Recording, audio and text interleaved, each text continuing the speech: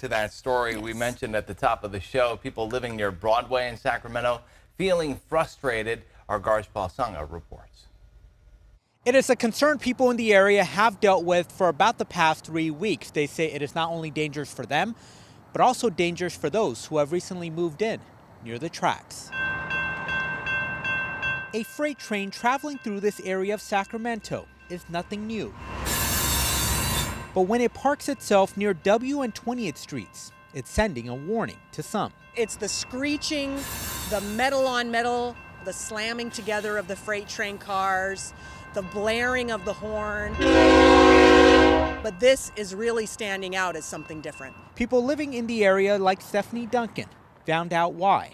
Realize there is an encampment here near W and 20th that is so close to the tracks that the train is having to stop to make sure that the tracks are clear so they don't hit anyone. The encampment just feet away from the train tracks underneath the freeway.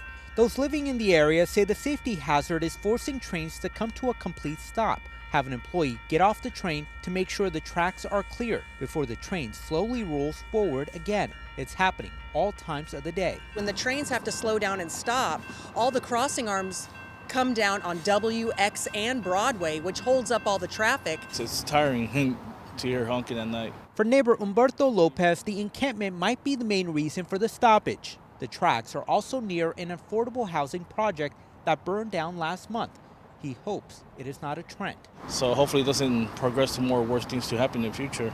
The city has an ordinance in place, a critical infrastructure ordinance, that says people are not allowed to camp within 25 feet of critical infrastructure. Train tracks are on that list. What the city needs to do is enforce its own ordinance. Neighbors say they don't want people to get hit near the tracks. They brought their concerns to the city and Union Pacific. So far, they have gone unanswered. That was our Garshpal Sangha reporting. Of course, we're waiting to hear back now from the city of Sacramento and Union Pacific. Duncan says that one of the neighbors told her a Union Pacific representative said they could come out next week to clean up the area.